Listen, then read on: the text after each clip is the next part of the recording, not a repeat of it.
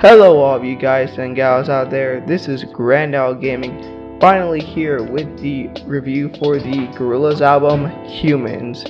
So just relax, take a fresh breath air, and be sure to stay tuned.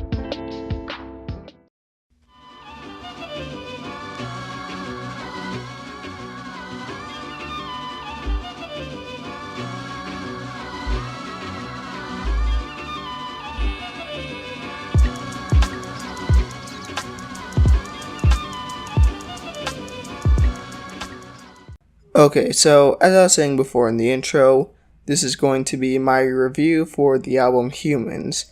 A lot of you have known that I have been planning on doing this for a while now, but I just haven't gotten to it until today, that is. So, there you go. There's the plus there.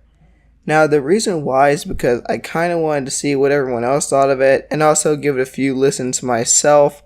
I remember listening to the entire album April 28th when it first dropped, and I kind of had some, mixed ideas on it. I wanted to see if there were some insights and some things that I didn't know about because I don't necessarily review music. In fact, this is my first album review, and most likely my last. So, I just wanted to see kind of what other people did, what other people saw that I didn't see, because I'm not a very close listener to music, if you will.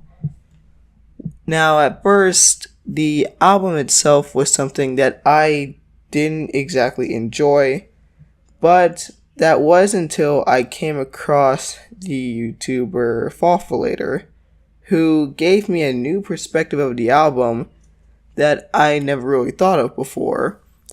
And it really has changed my opinion, at least story-wise, because I thought that the album just didn't have much of a story. I guess you could call this a second intro because eventually I'm going to be doing an overview of the entire album, and then after that, a kind of song-by-song analysis. So I hope that you stick around for this.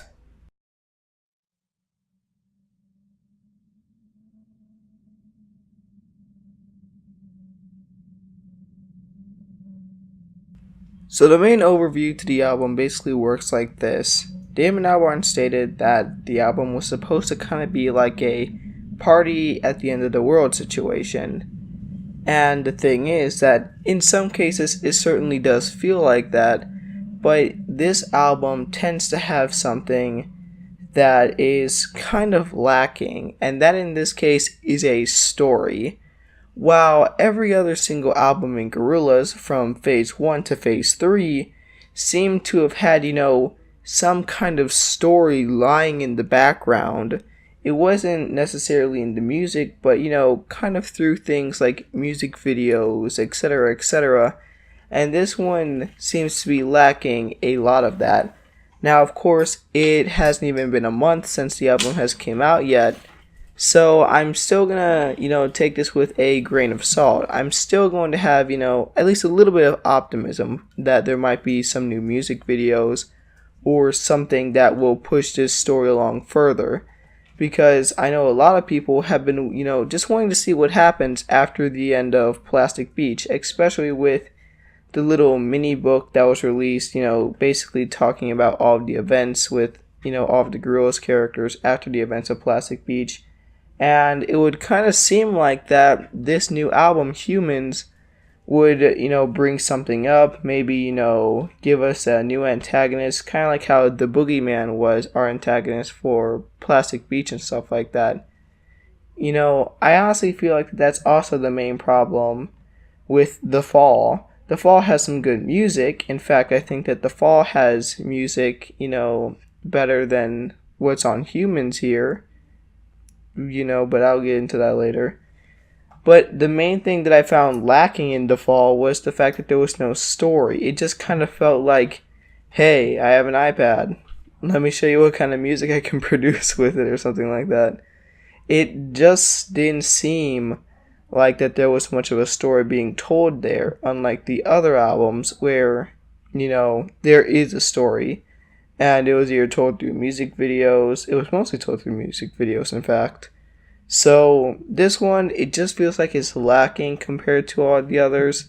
But it just came out of the gate So that's kind of my main overview for it. It's basically just like a party at the end of the world situation, but at the same time, not really. You would think that there'd be some kind of amazing story here, especially with stuff involving the Cool Clown Clan, which is mentioned at the end of Humanz, or not end of Humanz, at the end of Moments. And I'm gonna get into that one as well, but you would think that there would be something a little bit more, but let's just go to the song by song analysis now. I switched my robot off.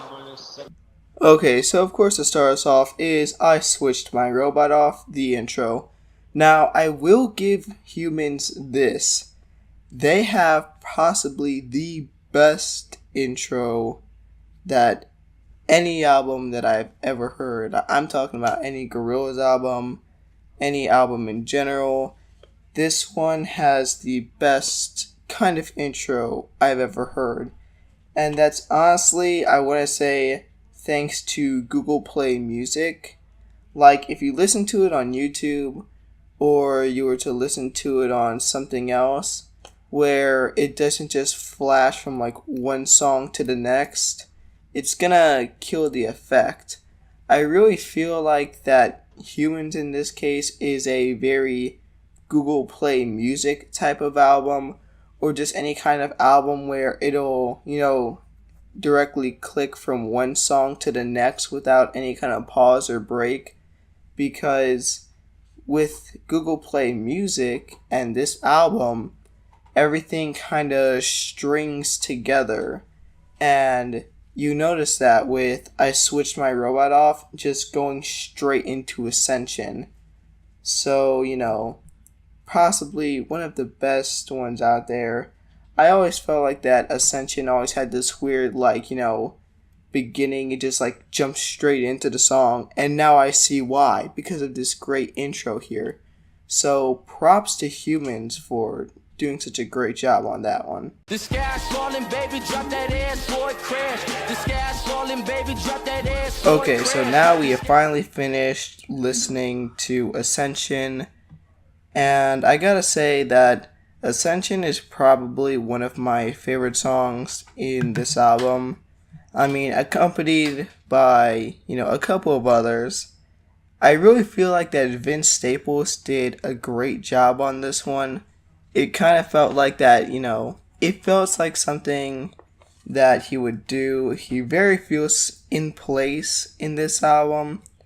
And especially with, 2D having the accompanying vocals near the end, it all just kind of rolls and fits together, and it certainly does bring out this album's vibe of, this end of the world party kind of feel, especially with the lyrics that are presented here. I'm not going to go in depth with stuff like this because, I'm not an expert. So, So if you want to hear something like that, go to someone who's more professional than me. I just gotta say that this song, probably one of the top 5 in this album. At least that's how I feel. So give it a listen. Give it, another listen. But be sure to listen to I Switched My Robot Off beforehand and just let it flow and click together. Because all of this together, it feels like the true intro to this album, and especially with everything that we're going to have in store for us. When your private life is dreaming. And now we move on to the song Strobe Light. Now, in this case, it really feels like that Pevin Everett in this case, it feels like a very preachy kind of song here. It's very upbeat, and it's something that I could definitely groove to, but when you look into the lyrics, it just seems like something that's very preachy. And I noticed that was a lot of people's complaints with, Damon Albarn in this album, in this case. It really felt like that it was less Gorillaz with their dark ambience. They're still providing some kind of message and whatnot, but at least with the other albums, it wasn't as preachy. In this case, it feels like that the lyrics themselves are, just right there. It kind of feels like that subtlety is gone. And I know I said I wasn't going to look into lyrics, but there is one set of lyrics that I actually did want to look into. And in that case, well, actually two sets of lyrics. And that is when they were talking about, like, are we just too far to be as one again? And that set of lyrics it really felt like this really preachy message, like, are we just too far to, be as one race? Just, are we too far to, connect and understand each other again? And it's very painstakingly clear that this album was, it was produced, I don't want to say quickly, and I don't want to say like released at such a very, ironic or very set time, but I can't help but feel that way, especially with songs like Strobe Light, where, the song is good and everything, and it's something that I can enjoy, but it just has lyrics like those, and even, the phrase, are we obsidian, where it's like, are we basically, can we basically not understand each other? And then after that, there was the final one to where it's like, I forgot what it was. It was, okay, yeah, I remember now. If when your private life is dreaming, you're living the strobe light. And it just feels like that it's almost like you're losing your sense of privacy in this case, at least in my opinion. It feels like that the sense that your private life is dreaming, it kind of feels like that the idea of a private life is almost gone, that we're constantly being monitored.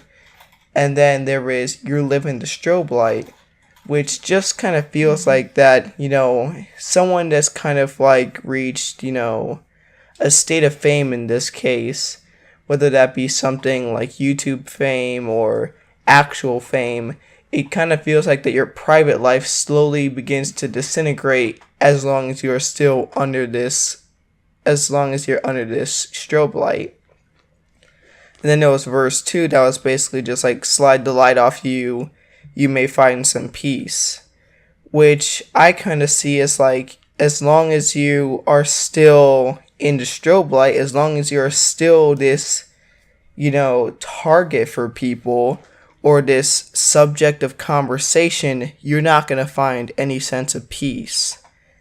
And it's the moment that people stop paying attention to you, the moment that the strobe light is finally off of you, or in this case, you might even want to say the spotlight is off of you, that's when you're going to eventually find that sense of peace.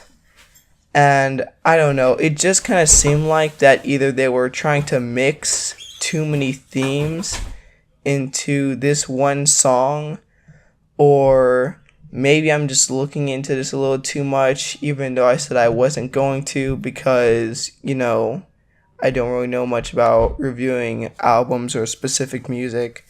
But that was my take on Strobe Light, a fun song, but with less than subtle lyrics that kind of killed the experience for me. All my life, me ever have my gun, so me have to move sharp like me knife. When I was first listening to Saturn's Bars, I remember, like, back in March when it first came out, along with Andromeda, Ascension, and We Got the Power. And honestly, Saturn's Bars was probably my least favorite. But at the same time, I definitely enjoyed it because of the music video that it had provided. And I was just thinking, man, is this going to be, just going to be the recording studio, the Spirit House? Is this, this ghost-like spirit thing that Popcan is voicing, is this going to be, kind of like the main foe or some kind of helping thing? Is it related to Russell in any kind of way? There was so much potential with Saturn's Bars. In fact, I was even thinking that Saturn's Bars was going to be, kind of like this album's like Demon Days or Feel Good Inc. It was going to be the iconic main song of the album just because of the music video that it was presented in. Now, maybe that still might be the case. And you know what? Forget what I said before when I was like, I'm not going to be looking into lyrics. Because as soon as I saw the lyrics trying to keep up with the song, all of that kind of just dropped for me. Because the moment that I saw that, I realized like there are so many references to Popcan himself in this. It's almost like he's singing a song about himself and possibly, the struggles for Jamaican people. And I can kind of understand where it's coming from because in my sociology class last year, we were talking about globalization and the ever-changing global market and how that is affecting people, specifically people in Jamaica. Like, that was one of the many examples. So I was like, hey, what a coincidence when I gave this song another listen to. But now it just really makes me think, oh, look, it's another Damon Albarn self-insert, preachy message thing, which was really unfortunate because I was hoping that Saturn's Bars was going to be, the major breakthrough thing, like, hey, this is a Gorillaz song. Like, I mean, it still is by name, but in terms of the theme, in terms of the lyrics, it just doesn't feel like it. It just feels like that he's getting less and less subtle. Maybe, okay, here's what I'm going to do now. Because I'm tired of this. I'm tired of saying that these are not Gorillaz songs.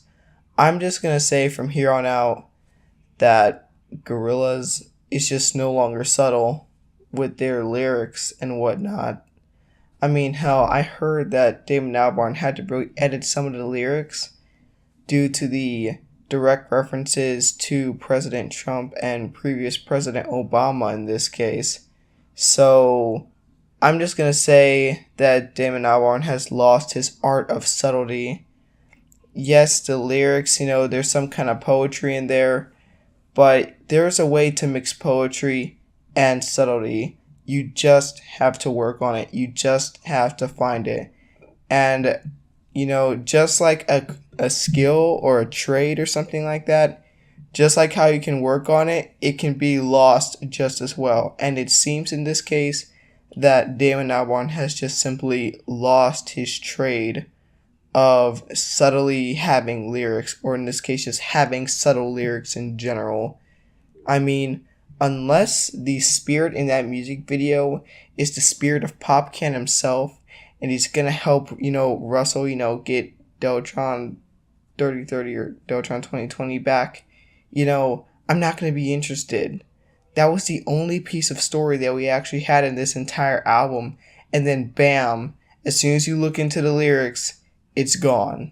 It's gone just like that. Still a great song, still something to listen to. I mean, this song is certainly something that has grown on me, but in terms of it being a favorite and being the face of the album itself, it still might be, but it's just not going to get the respect that I once gave it. So, sorry, Humanz, you lost it on that one. I'm talking about the Cool Clown Clan.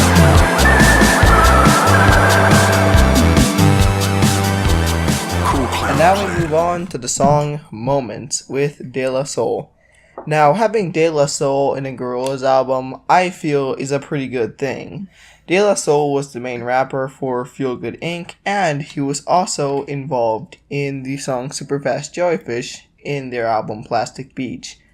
So, seeing him in this album, especially in a song like Moments, was something that I greatly enjoyed. I feel that he did a great job with it.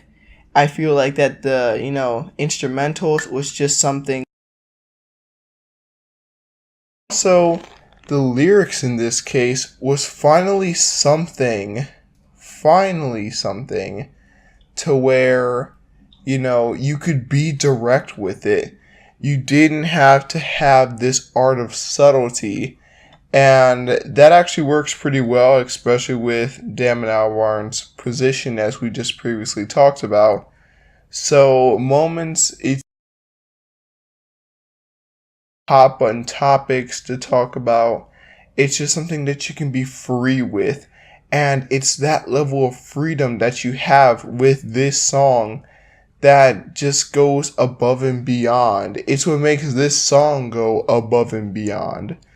And now, just a quick personal note to Anthony Fantano in this case. It is that I don't think that the kick drum is that bad.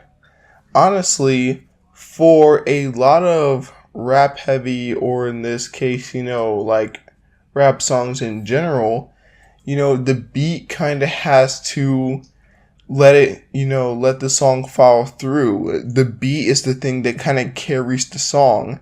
And the kick drum in this case acts as the beat. Regardless if he's, kind of loud and a little jarring, I will give it that. But it's something that ultimately carries the song. So it's something that, I feel, or in this case, I feel, is a complete necessity. So, take it as you will. But that's just my opinions on Moments. Probably one of the best songs on here in this album.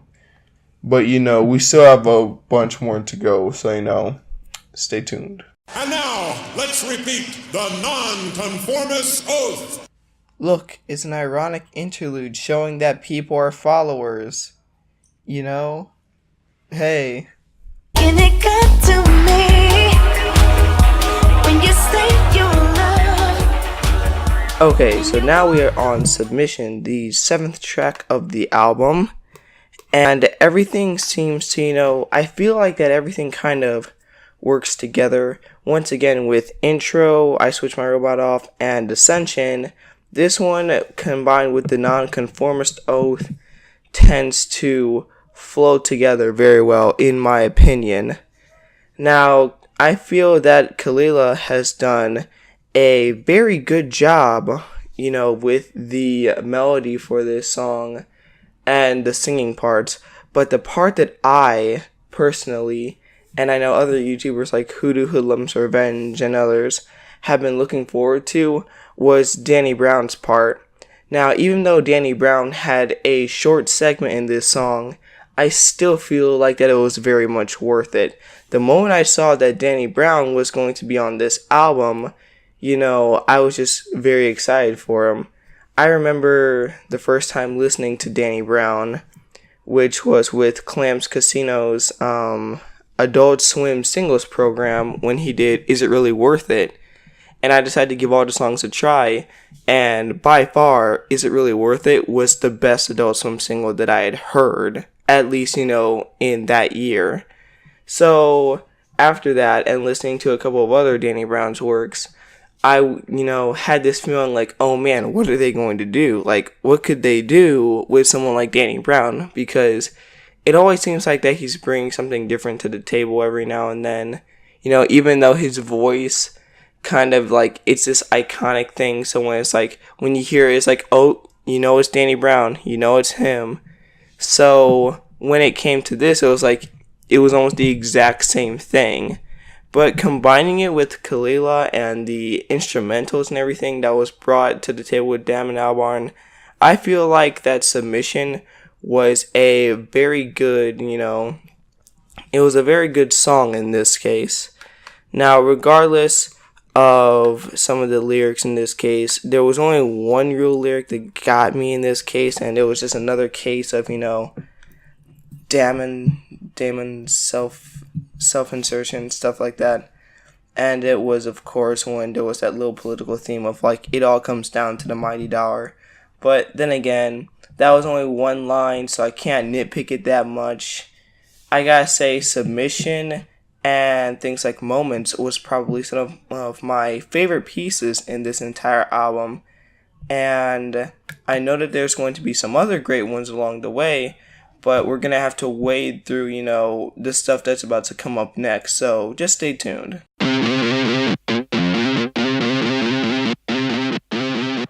So now comes the song Charger with Grace Jones and 2D. And I'm just going to stay for the record right now, this is probably my least favorite song.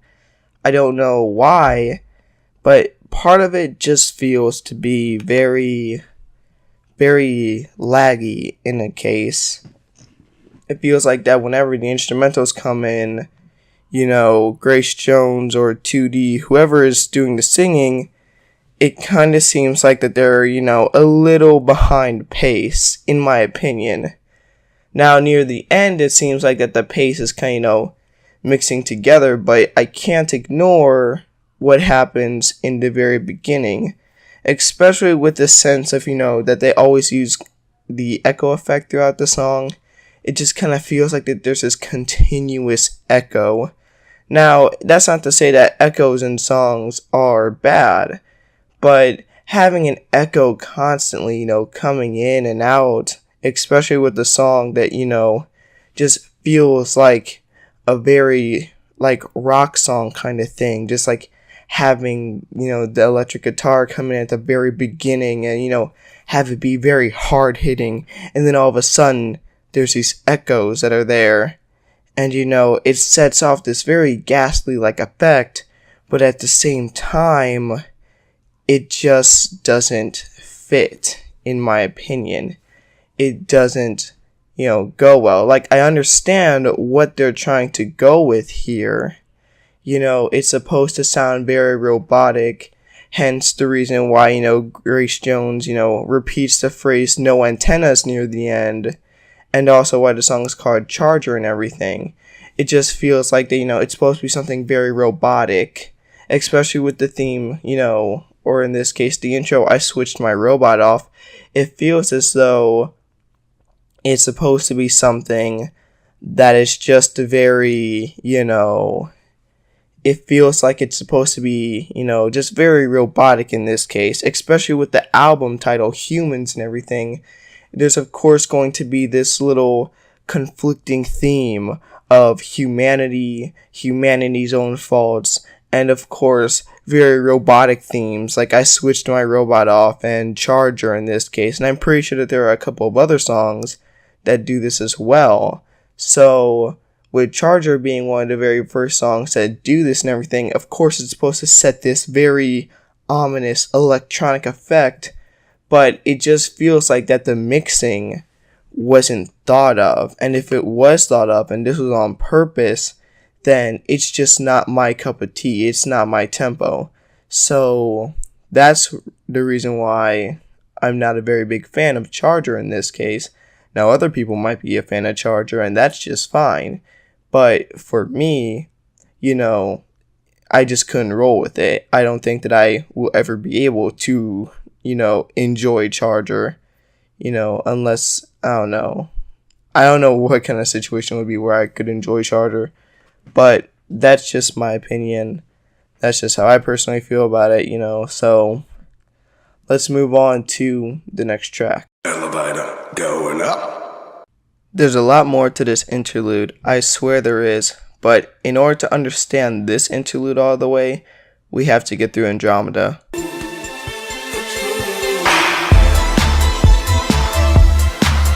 So if Saturn's Bars wasn't the face of this album, then Andromeda would certainly have to be the face of this album, because those are the only two songs that had any real impact during the, 4-song release thing that Gorillaz did a few weeks before the album's release.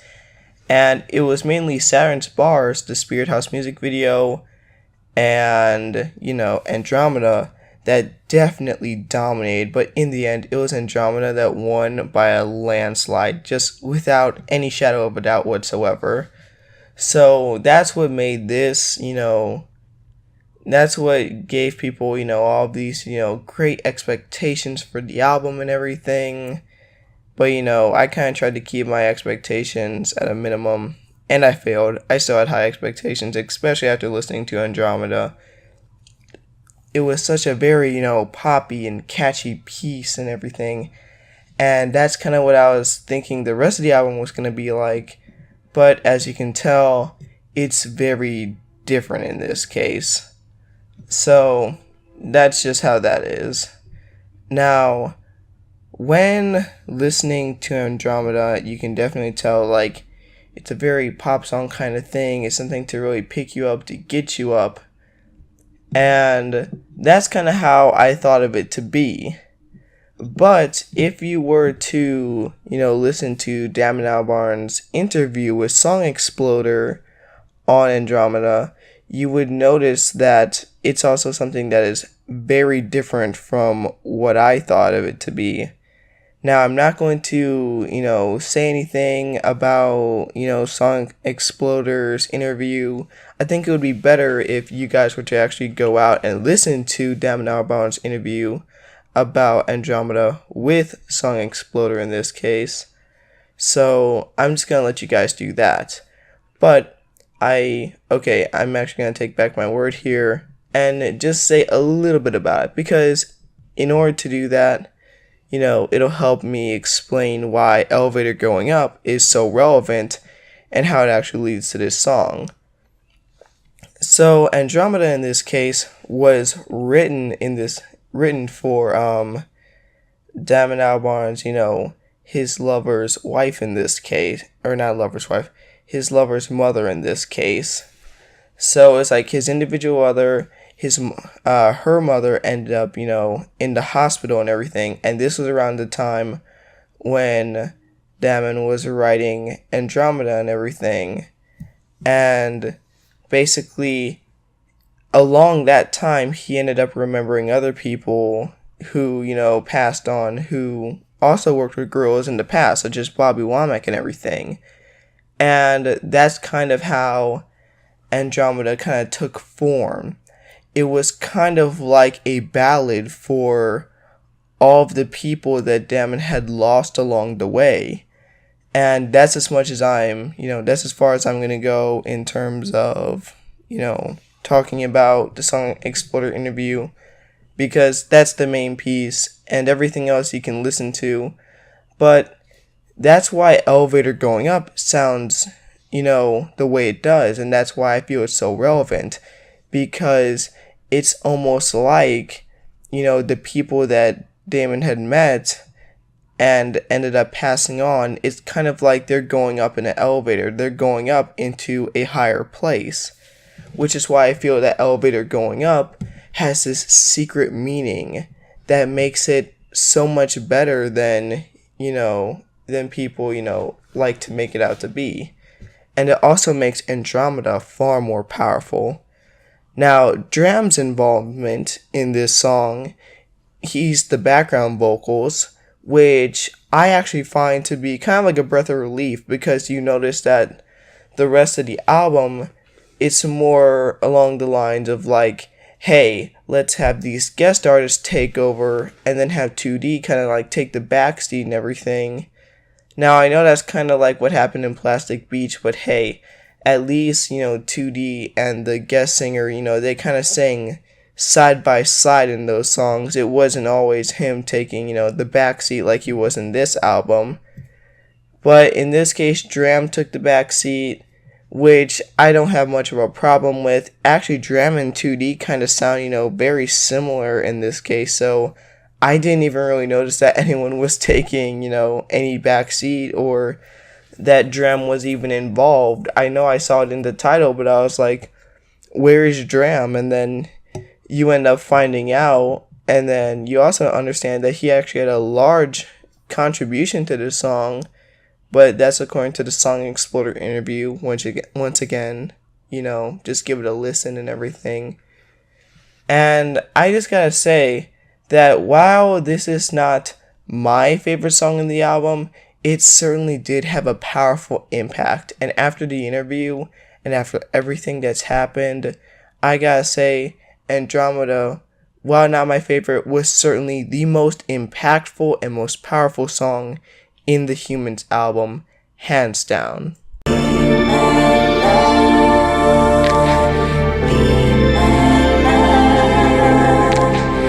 Now, of course, what kind of end of the world party would it be without the party pooper, or just the overshadowing thought that, hey, it's not just a party, it's an end of the world party.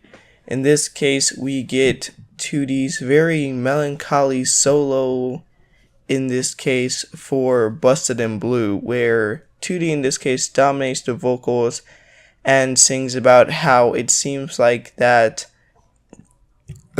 technology is deciding to, dominate over our ways of life and everything. And it kind of seems like that is the case. It seems like that technology plays a very integral part in our lives to a point to where we have some form of dependency on it. But in that case, that's as far as it seems to go in terms of the song. Now, there are, of course, some, other ideas going on here, such as ideas of existentialism, wondering, like, how was everything before the universe started? Or, does my life even serve some kind of purpose? Is it more than just this, or am I just here, and then there's nothing else to it, And it seems like that we all kind of go through some kind of existential crisis at least one point in our lives. So Busted in Blue could, in this case, have, some kind of profound meaning for each person that listens to it. It's something that is slightly different. I know that I kind of had my version of an existential crisis, during my last few months of high school. So, of course, when I listened to this, it, of course, had this very, heavy, weighing down kind of thing. Like, this is me before I found my resolve. It just felt like that you were walking in circles, almost no way out. Just like how this song tends to present itself. You're going in circles. You now have dependency, and there's almost no way out of it. And it just feels like that this is the low point of the album. Not music wise, this is great, but emotional wise, this is the low point of the album. Now, speaking of low points, I feel that now would be the proper time for us to go to commercial. So just stay tuned, and this album review, I feel like that we're just getting started. We're technically only halfway through the original album, and yes, you will be getting your deluxe edition. So if you want to, stick around to the end of this video, then there's going to be a part 2 that's also in this video, which talks about the deluxe edition. But this is the halfway mark. So if you want to take a break, if you want to get a snack, watch some cartoons beforehand, or if you just gotta go and take a whiz, now would be the perfect time to do that. Because as soon as we come back, we're going straight to the radio talk show. So see you then, guys.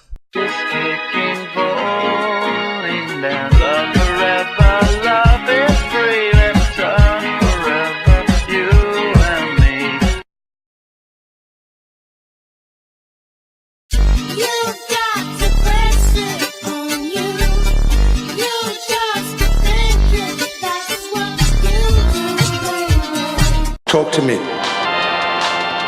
Roger that. So here we are now with the talk radio interlude, and I gotta say this one was and possibly always will be an anomaly for me. So that's as far as I'm gonna go. Just like a carnival game, just like a carnival. Track number 13 was the dark and slightly manic song Carnival, and this one was sung by Anthony Hamilton in this case. Now, this song, it's just a short little sweet tune. Now, at first, I was not a fan of Carnival. I just thought, like, geez, this, like, it seems like that this album is just so conflicting, and songs like Charger and Carnival and Sex Murder Party that just seem to be like these very dark and conflicting songs, like almost like they're the source of the conflict in the first place. But now I'm starting to, warm up to the idea of Carnival in this case. Anthony Hamilton has a very nice voice and stuff like that, although I accidentally mistook him, his voice for a woman's voice. And then when I saw the name, I was like, oh wait, no, this is not a woman singing this. So my apologies there. But Carnival, it has like a very nice, well, I don't want to say very nice, but has this dark, manic like theme going for it, as it explains like that, even though you're trying to win, you're just going to end up being lost in the darkness because everything is rigged. And, kind of like how Carnival is. Most Carnival games are rigged so that you don't win. Now, in this case, it doesn't feel like that there is any, like political undertones in this case. But, I did have the idea, like, kind of like how Carnival, you have to constantly keep spending money, just keep trying and trying and trying, and then there's nothing. I don't know, part of me likes to think that this might be, kind of like the lottery in this case.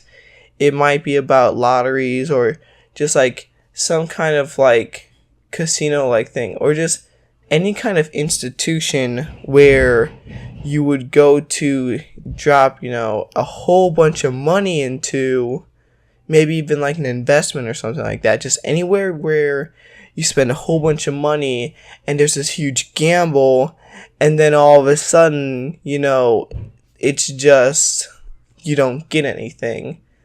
And they're comparing those things to a carnival. They're very dark places where it looks promising at first, even though, it might be a little creepy, it might be a little scary because you don't understand it, and you keep on hearing all these stories about, people, that end up, losing in the end. And you're like, oh, what if I'm someone who's like that? But once again, it's so alluring. The gambit is so attractive that you decide to, press your luck and see if you're going to win it anyways. And that's kind of how I think of, carnivals, lotteries, and stuff like that. It's a very big place, and you don't understand it. But it's still, that reward looks pretty handsome. That gambit looks like, hey, I could try this and maybe I'll come out lucky. And then you realize that you're just like everyone else. You don't end up lucky. You end up, just down and out. You lost everything because you decide to, take this gambit. And that's what I think that Carnival is about. It's about risking it all just to get nothing. Kind of like a get-rich-quick scheme, if you will. I think I'm just, trying to pull a whole bunch of things. But, that's what I think. So, hopefully, you enjoy Carnival, because right now, after this little explanation of mine, I think I'm starting to enjoy it a little bit more. But, yeah, so that's pretty much it. Hope that you stick around for the next track. Am I passing through the light? Look into your eyes. All the world is out of your head. So here we are with the next track of the album, Let Me Out, with Mavis Staples and Pusha T. So in this case, it is once again another, Albarn, insert kind of song, basically.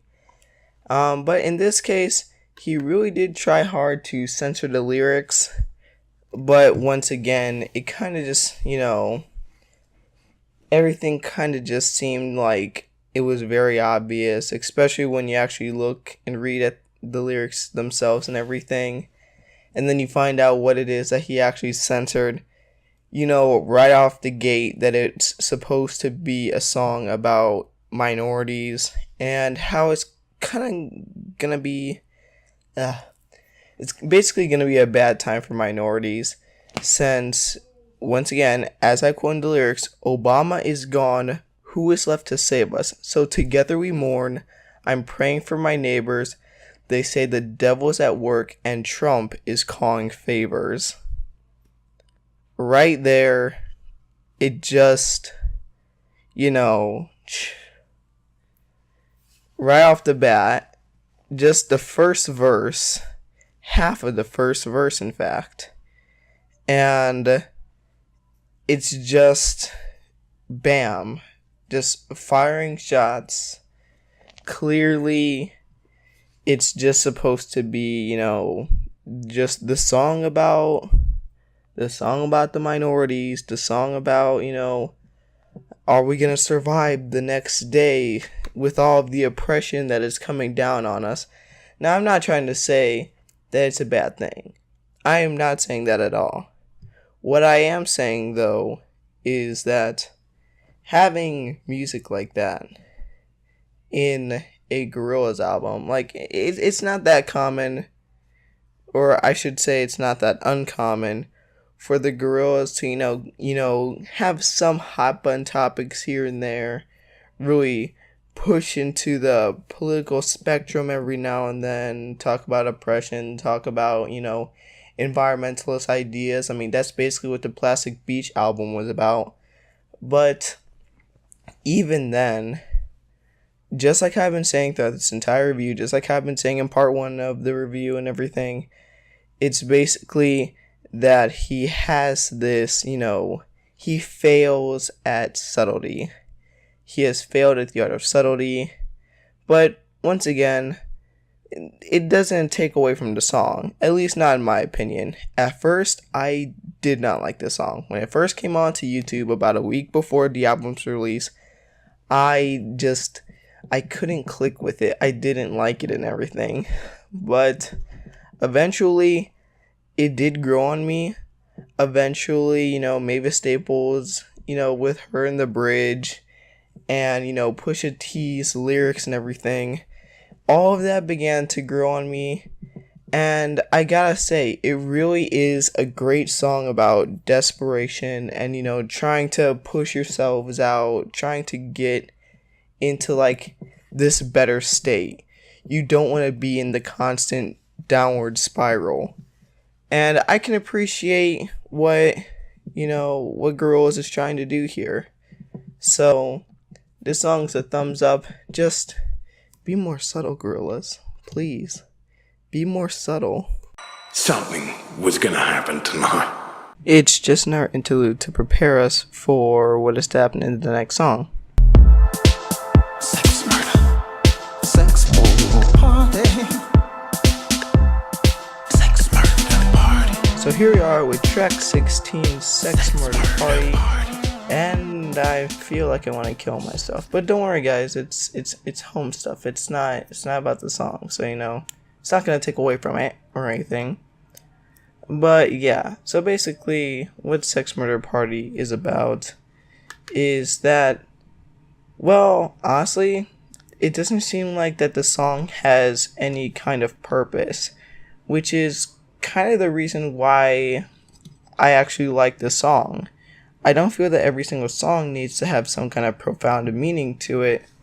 And in this case, it seems like that Sex Murder Party kind of hits that for me. That there is no real kind of purpose for it. There's no real message that's being said here. It's kind of just like a situational song. I feel like that this is one of the songs that definitely deserved a music video of some kind.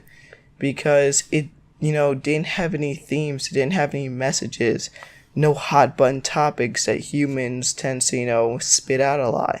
In this case, it's just its own separate song. It's here to be a song. It's here to be catchy. It has these elegant instrumentals to it. And while some of the lyrics don't make sense sometimes they're red herrings, sometimes they have double meanings, and that kind of takes away from it a little bit. But ultimately, I feel like that Sex Murder Party is a song that, it's something that you can be able to enjoy. It's something to where you have to look for these meanings. It's kind of like a song that, ironically enough, based off of the beat, is a song to where you can actually relax and finally take a breather without having to be lectured with all these, different ideas and themes and whatnot. So, regardless of what you think, I honestly like Sex Murder Party. Not the best one, but certainly a favorite for the reasons why other songs in this album are not my favorite.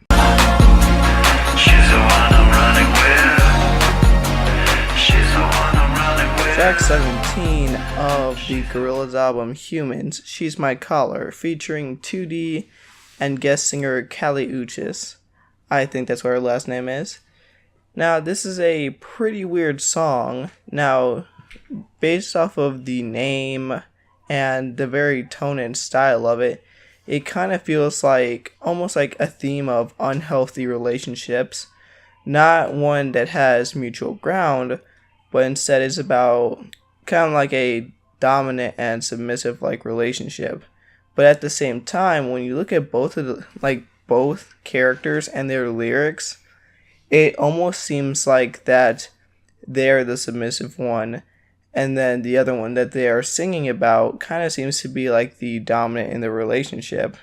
You see 2D here basically saying like that, that she's his serpentine and that she's standing drama, meaning they know she's the one who causes drama in the situation, but also he's the one who's singing like that she's the one I'm running with and she's my collar. But then after that you have people like Kali Uchis, who in this case are singing about like that, like that she's died 1,000 times. Now, whether this means like that she's had like thousands of unsuccessful relationships or that she has done so many things for him, I'm not sure. And also lyrics like, I did what I had to do, hey, that's just how it goes, I'm still coming back to you. And then there was some lyrics with 2D talking about like that, she's always in her mind. Oh wait, that's right. I sense her in my mind. So it's almost kind of like this little manipulation thing that's going on. They both think that they're getting into the other one's head. So it's kind of like a song about relationships, or in this case, like a bad relationship, one that's kind of run on paranoia in this case. Probably because both singers in this case have, had a sour taste in relationships before, and they're just, too paranoid to go back into one. Maybe they're going in too early, or maybe they're still broken up about it. That's probably why there are things like Busted in Blue that are in the album. Maybe there's this underlying theme about what to trust, who to trust, and for She's My Collar, it's not necessarily about, mutual standings.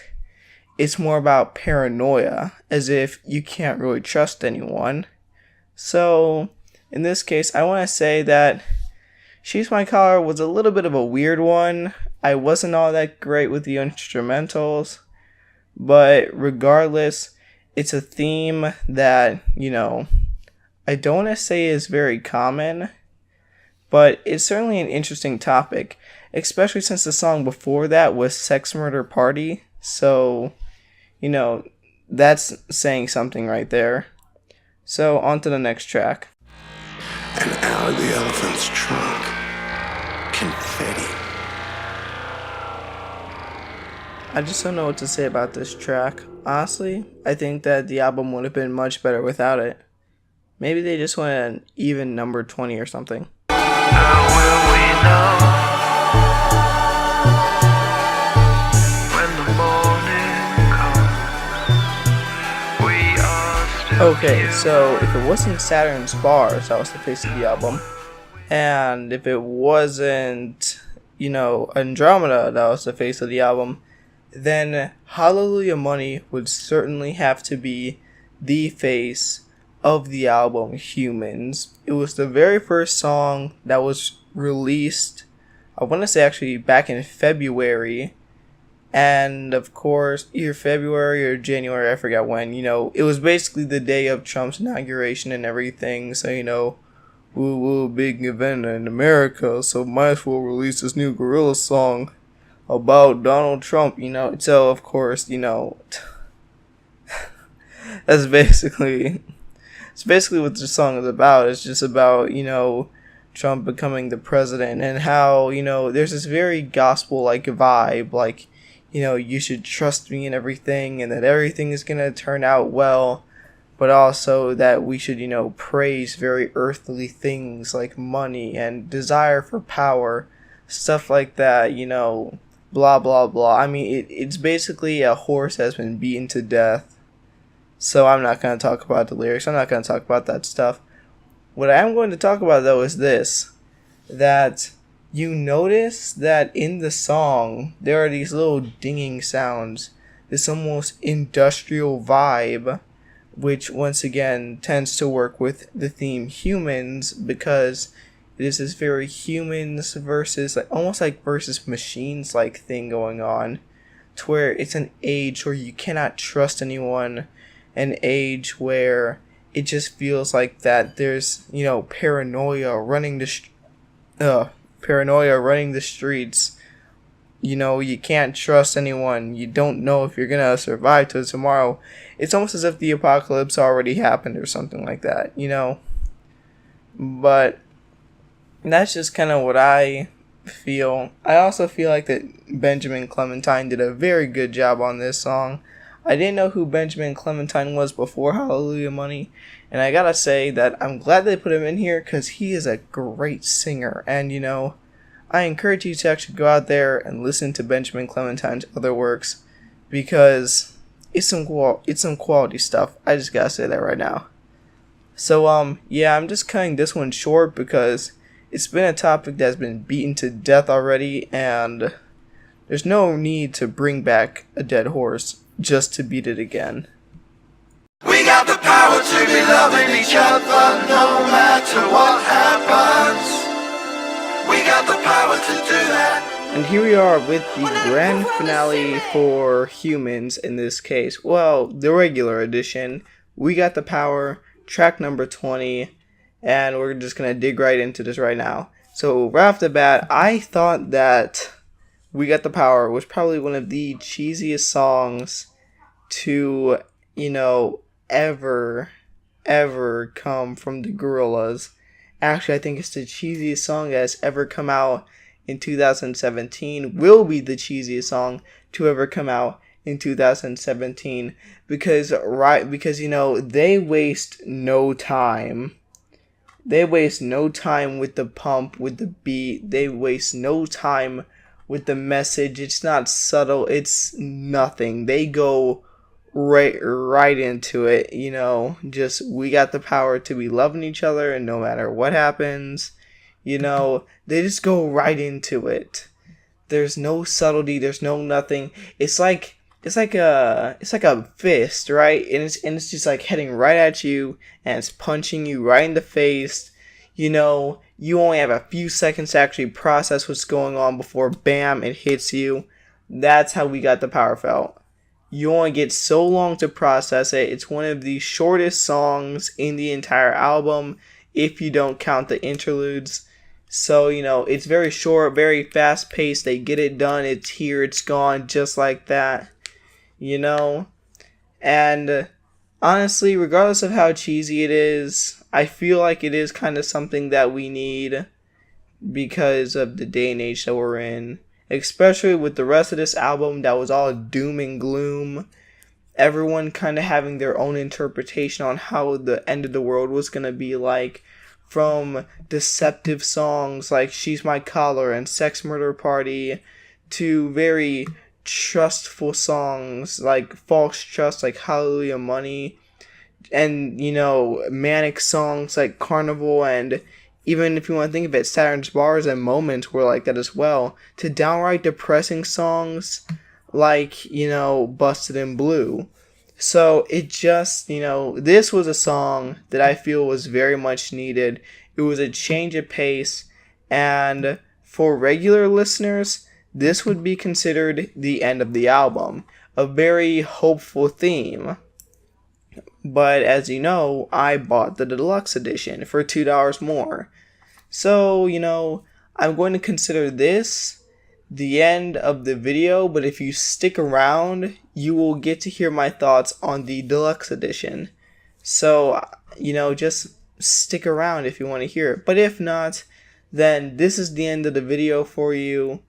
I hope that you liked, sticking around and listening to more than, and actually listening to my voice talk about these songs far longer than the album actually was.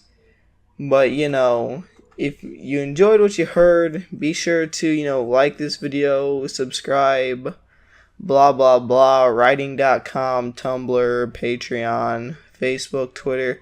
I mean, you've basically heard this a ton of times, and I'm pretty sure you guys are already sick of this. So, as I said in the interlude talk radio, that's as far as I'm going to go. Have a great time, everyone. Stay beautiful.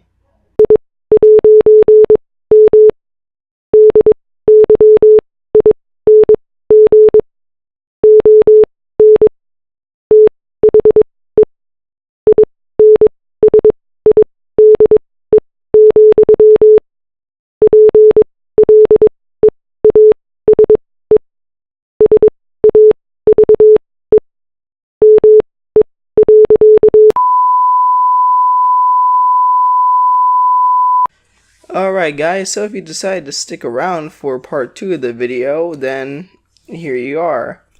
Now, in order to really get into this, I'm gonna probably take the scheme, or in this case, kind of like the plan that Fawfulator did when he was interpreting the album, and kind of like try to find a story in there, or in this case, continuing Fawfulator's story. So where he kind of left off during We Got the Power was that it was kind of humanity's chance of, rising up and deciding like, hey, we're not going to just stick around and, take this and just let the world end. We're going to at least have some kind of fighting chance and decide to, stand up for ourselves, stand up for a better future. So what I'm going to do for these songs is not only state my opinion, but also try to string together some kind of a story and, see maybe the deluxe edition share some kind of story as well as this album. So just stick around for that. Thanks.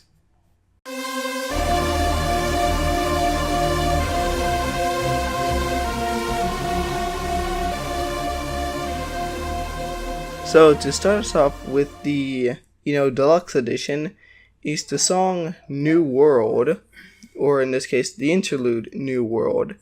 Now, it kind of, is this very build-up like song, kind of like something just happened or something currently is happening, and it just builds up, and you can hear like a bunch of phrases like, I just wanted to be close to you, and like never get back, something like that. But or never be back, something like that. But also, there was this one phrase in specific that I heard, and it was like, a new world unchained in swoop, or something like that. But, it kind of makes me think, I mean, if we were basing this, off of like some kind of story that's going on, that the new world in this case is supposed to talk about like maybe something that happened after We Got the Power. Maybe, it like, did, the humans stand up in this case? Was it a success? Was it a failure?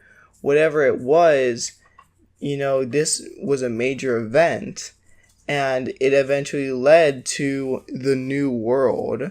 Whether it's a world that basically was just a complete start over, or if it was a world that was basically, just now run by machines, or, even in more control by the government. Whatever it is, there is a new world now. Almost like a new world order kind of thing. And it is now setting on basically everyone who is around. So, that's basically New World for you. The instrumentals are great. honestly, you could turn that into a full-length song if, the Gorillaz team or Damon just worked on it a little bit more. So, that's all I can say. On to the next track, please. I am a broken screen, I'm a mad routine. It's just bottom none and I'm over it. So here we are with the next track of the Gorillaz album, in this case, The Apprentice.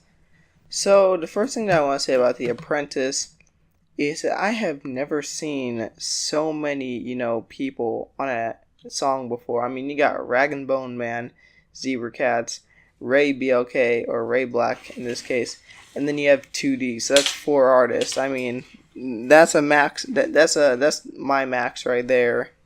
I don't know if anyone has ever heard any more, but So in this case, what The Apprentice is about, it should, seem kind of obvious in this case. That The Apprentice also shares the name with the show that Donald Trump used to actually, run, known as The Apprentice, or in this case, just The Celebrity Apprentice. So, with that being the case, it just showed that there, is of course going to be some kind of, just Trump related themes going on here. And while it doesn't do it directly, it kind of does because, it's talking about, in this case, Rag and Bone Man and Ray Black in this case, or Ray BLK. I'm hoping somebody, gives me the proper pronunciation in this case. And it is that, they're kind of people that were just, expected to lose. Like going into the big world, they're not expected to make it out. They're kind of just expected to, fall flat on their face and just give up in this case. Now, while in this case, it seems like that Rag and Bone Man's verses are more about him just, trying to roll with the punches in this case. Saying like, let the numbers roll in this case. Just accepting your place. And, just, kind of just working with it and stuff like that. While in this case, for Ray Black in this case, it's more along the lines of, I'm not going to accept this. It's more along the lines of, hey, I'm gonna make something of myself out here. Kind of like living in the big city, if you will. Or in this case, going into the, almost like going into The Apprentice itself. You're going in here, and it's almost like, hey, everyone's telling you to quit, everyone's telling you to give up. And while some of the people, in this case, the failed contestants, they kind of just roll with it, they kind of have to accept it. Then you have other people, who in this case were like the winners of the show, that weren't going to accept the fact that they were quitters, or they weren't going to accept the fact that they were just told to, give up in this case. And that's basically what it is. It's almost like, that they're talking about The Apprentice itself, or just living in the big city, and that's kind of all there is to it. Now, as to, anything story-wise, I don't think there really is anything story-wise here. I just want to say it might be along the lines of, like, that it's kind of like adjusting to the new world in this case. I mean, the interlude, new world played out, and everything else that you're about to hear, it kind of feels like effects of what's going on in the new world in this case. And The Apprentice kind of like looks at it on like a social interactionist, very personal scale kind of thing. Like a one person kind of view on how it is and just trying to survive out there in the big world. So that is my views on, that's my views on The Apprentice. Hope that you enjoyed it. And now let's move on to the next one. cherry fountain.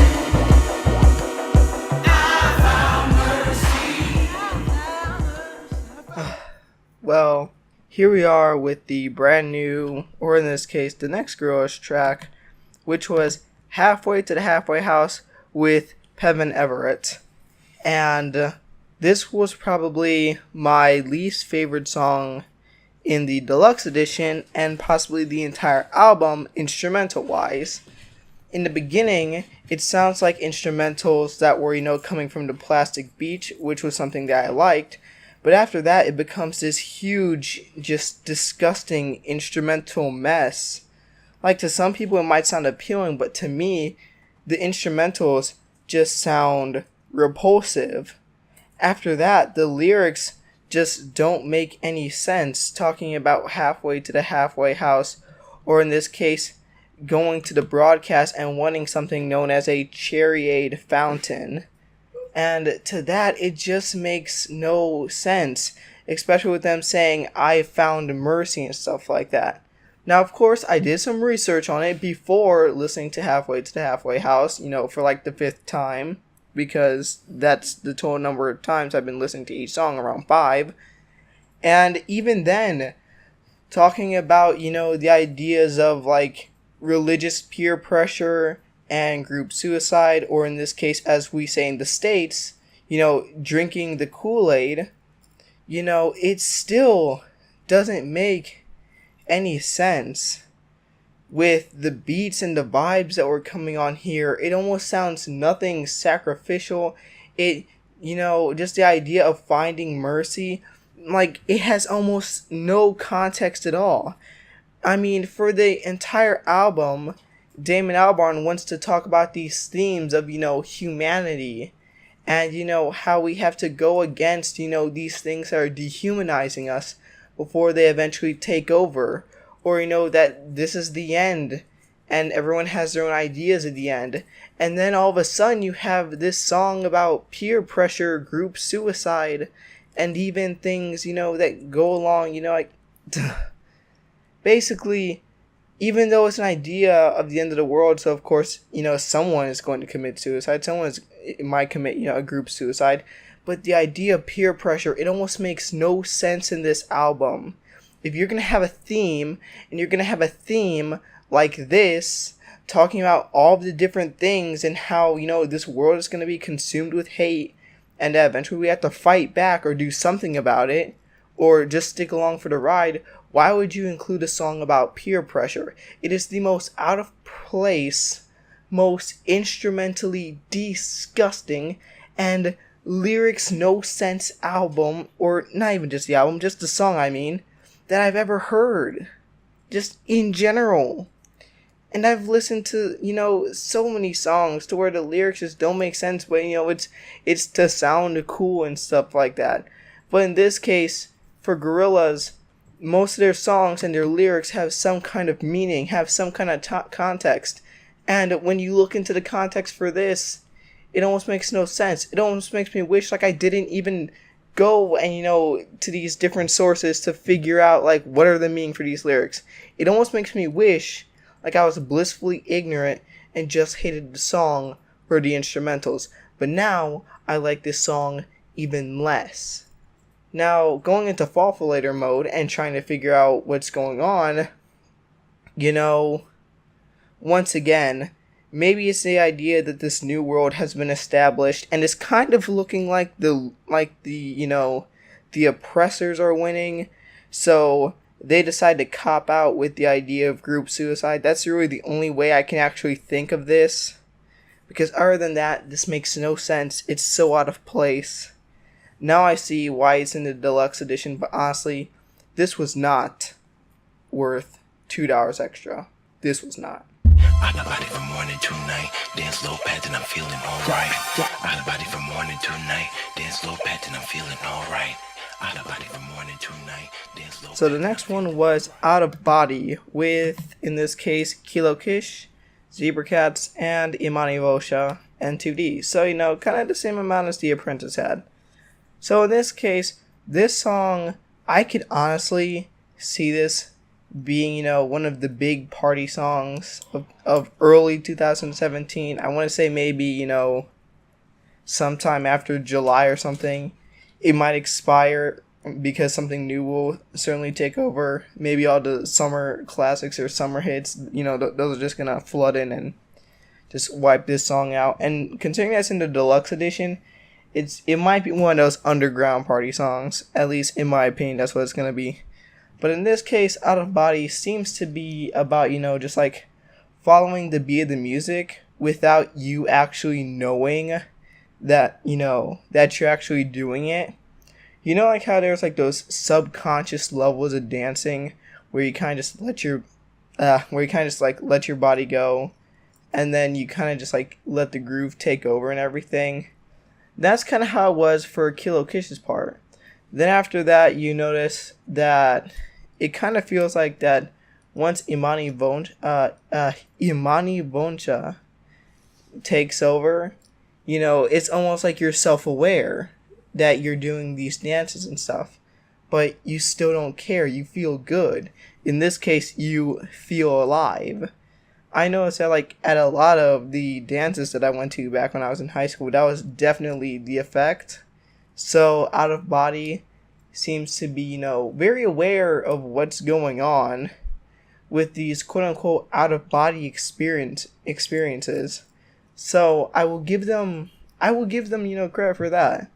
So far, this one is probably my favorite song in the deluxe album, and it is probably my second favorite song in the album next to Moments.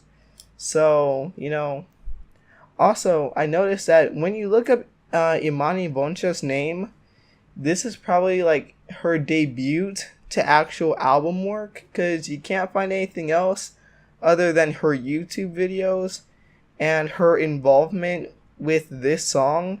So if this is her debut, I want to say congratulations. You did a fantastic job.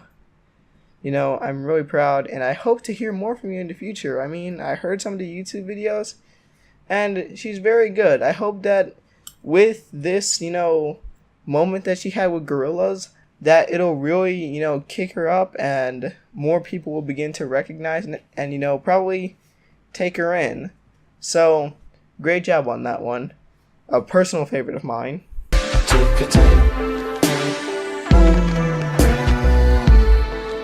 So, in the song Ticker Tape, the next track in the album, it seems to be covering two different subjects when you really think about it.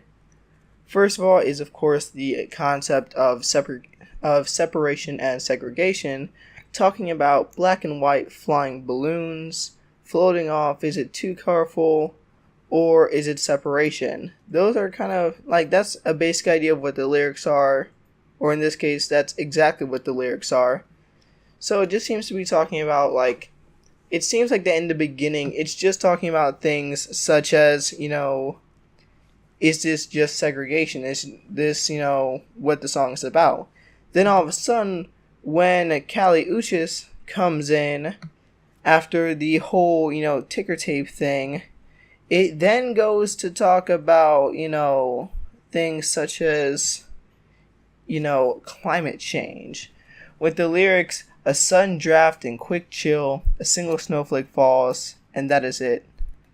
That is all. So in that case, it's basically just like climate change is also a thing.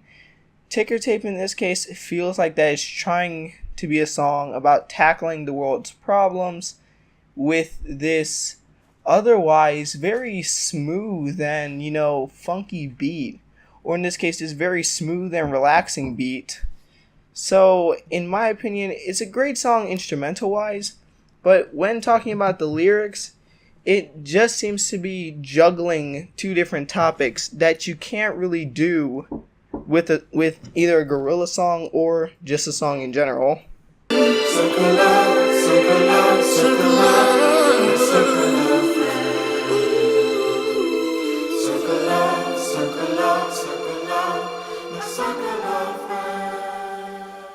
And here we are with the final song of the album, the deluxe edition, Circle of Friends. Now, with Circle of Friends, I'm going to be honest, I really don't like the song. I don't like Circle of Friends. I don't like this sappy, feel-good message. I mean, it's cheesy, just like We Got the Power, but at least We Got the Power really pumped people up and, got them into action. This, it's almost like a cheesy Hollywood ending style song to where it's just like, oh, it's the end, we won, love prevailed, and that's clearly, when you go into Fall-Later mode, that's basically how the album is supposed to end. That's how the story's supposed to end. It's supposed to end with love trumps hate, and that we are, and that we see the world in this new light, stuff like that. So, of course, with Circle of Friends, it's gonna be, it's of course gonna be something like this. It's of course gonna be something just, really soft, really dynamic in a way. And even though I don't like the song, I will give it this. In a person's hour of need, in this world's hour of need, if you will, this is probably one of the most comforting and most, most really needed songs. It's not a song that pumps you up like We Got the Power. It's not a song that scares you. It's not a song that's supposed to make you take action, but it is a song that comforts you when you're really down. Now, maybe that's because I'm feeling a little down, but when I listened to this song just a few seconds ago, it's a very comforting song. It's a song that, it really hits in your hour of need when you actually need it. Even though the lyrics are repetitive, even though it sounds super sappy, it is a song that people could play in their hour of need. It is a song about helping and winning in your hour of need. And this is a song that I feel is quite necessary for a lot of people nowadays. So I will certainly give it that. I will give it that. Even though it's a whimper instead of a bang like I would have wanted, it's still something completely necessary. So that is the end of this album review. If you guys liked what you heard, overall, this album was something that was not phenomenal. It was just something that, I'd give it a solid 7 out of 10 in this case. Some things just didn't make any sense and were just off the wall. Just like, you're throwing it completely left field when you're supposed to be going center. It's one of those albums in sometimes. But in other cases, it is a song, or not a song, but it is an album that has songs that will definitely, hit right on the head what needs to be said, what needs to be done, what needs to be sung even. It is something that makes Gorillaz Gorillaz. In the beginning, I was basically thinking that this is an album that is a Gorillaz album only by name. But now that I've given it this context, that I've given it this thought, even though I have, raged against this album and loved this album at certain points in this review, I can most certainly say that this is a Gorillaz album, not in name, but a little bit more in spirit. Kind of like an album if 2D were to just take over most of the time, which that's going to be my headcanon. I'm going to feel like that, Noodle had her chance with some songs, Murdoch had his chance with some songs, even Russell, I want to say, had some chances, but 2D never really got a shot, and I just want to think that, this was 2D's chance to, kind of express his views and opinions, because of all the characters, 2D definitely relates with Damn and Albarn the most. So that's just my idea, that's just my thoughts on it. Honestly, even though this album has its low points, it certainly does have its high points. Now, in the near future, whatever happens next, will this album remain relevant? Who knows? Even though albums such as like Demon Days and even Plastic Beach seem to have lost their relevance in this case because things like the environment and media and television just don't seem like very hard-hitting topics anymore. It seems more like politics and right-wing, left-wing stuff, which is of course why the Gorillaz decided to hit it. So, if this album will remain relevant, probably not. Will the music be good? who knows? Maybe over the course, people will start to grow on these songs and like the album. Who knows?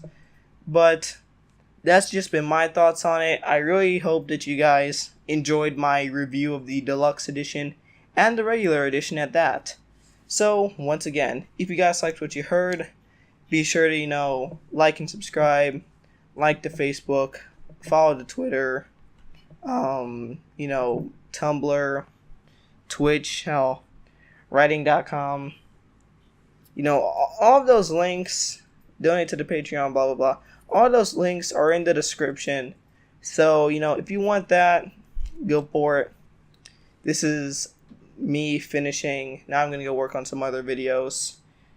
And then you guys will probably see me for the rest of June. And then no more in July. And then I'll see you guys in August. So, this is the Grand Owl signing out. And stay beautiful, everyone. Stay beautiful.